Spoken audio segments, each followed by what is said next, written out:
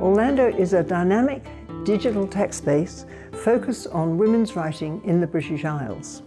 It provides author entries and related information, all linked and tagged for searching and sorting, allowing unique searches, unique pathways through centuries of feminist literary history. Orlando is a digital scholarly resource. It's named after Virginia Woolf's 1928 novel, Orlando, a Biography. Within the book is a very deep and expansive investigation into the place of women's writing in its broader cultures. The project itself is oriented towards, and the text base really reflects, that dynamic and rich, exciting interplay between different kinds of literature and the environments in which it is created. It's one of the early pioneering, large-scale, high-profile digital humanities projects, unabashedly feminist and engaged in recovery work in important ways. The project started about 20 years ago in 1995.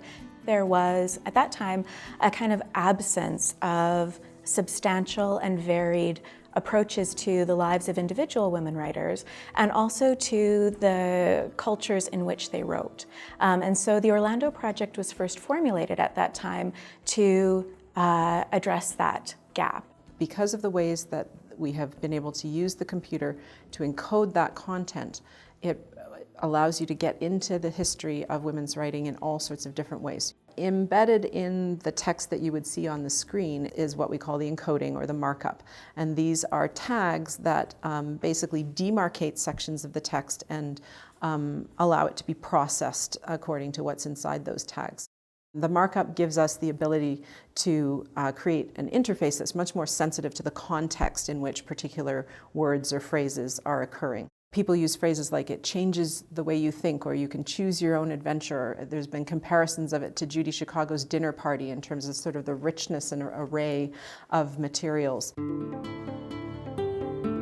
The Orlando text base currently contains more than 8 million words of original scholarly writing, and that writing is encoded with tags used more than 2.5 million times. The homepage gives you access to this material from several different angles, drawing on 1,300 individual author entries, including non-British men and women, plus a wealth of contextual material. The entry overview gives you a thumbnail sketch, headings, and tabs that take you to other features, centrally writing and life. Her cousin guillotined, her aunt sent to prison, and they say nothing happened to Jane Austen. A timeline beginning before her birth, ending long after her death. A link screen giving access to mentions or discussions of Austen in other people's entries. Here, P.D. James defines a character, a series detective, through that character's response to Austen. So, what finds and delivers that P.D. James reference? The underlying encoding or tagging or markup, of course. Here's what Orlando says about Austen's first publication, Sense and Sensibility. Here's a view of the tagging that undergirds the prose. See core tags like heading, title, name. See construct, which ties a statement to a date and drops it into a timeline.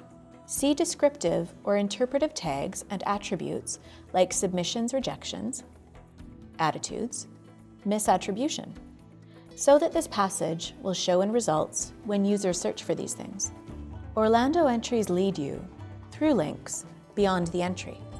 You can also find results for people who are non-authors, non-entries, Picasso, Barack Obama, or find lists of authors who were also actors or publishers, or wrote science fiction, or have associations with, say, Tokyo.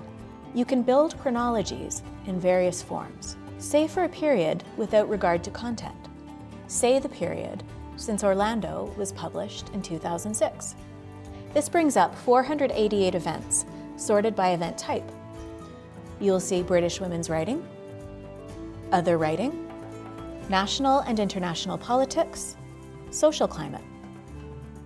You can narrow your search to particular kinds of event only, or to headline events only, or chronologies by content.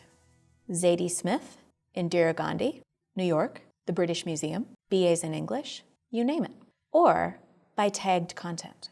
Results for prison within the tag organization name bring up lots of 17th century Quakers in Newgate Prison, 20th century suffragettes in Holloway Prison, while results for the term prison within the tag title include Susanna Moody's The Little Prisoner and J.K. Rowling's Harry Potter and the Prisoner of Azkaban. And so, to tag search, remember those tags and attributes underlying the prose. Remember those starbursts. Let's pick the postmodern period. Dates appear automatically, and the Life tag set. Its pick list offers every tag available in it. Let's search on race and ethnicity. Results bring up writers part Jewish, white in India, white in the Caribbean, black in the Caribbean, and so on.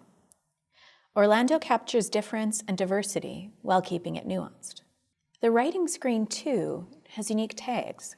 Choosing postmodern again, the tag advertising brings up results from newspapers, private correspondence, publishers, television, etc. Or just since 2006, the tag attitudes brings you writers commenting on their craft or their gender, finding ecstasy or torment in the act of writing, battling misogynist prejudice, expressing ambition, frustration, but overwhelmingly a sense of purpose. Orlando believes, with the playwright Pam Gems, that writing can alter climate, change opinion, laugh prejudice out the door, soften hearts, awake perception.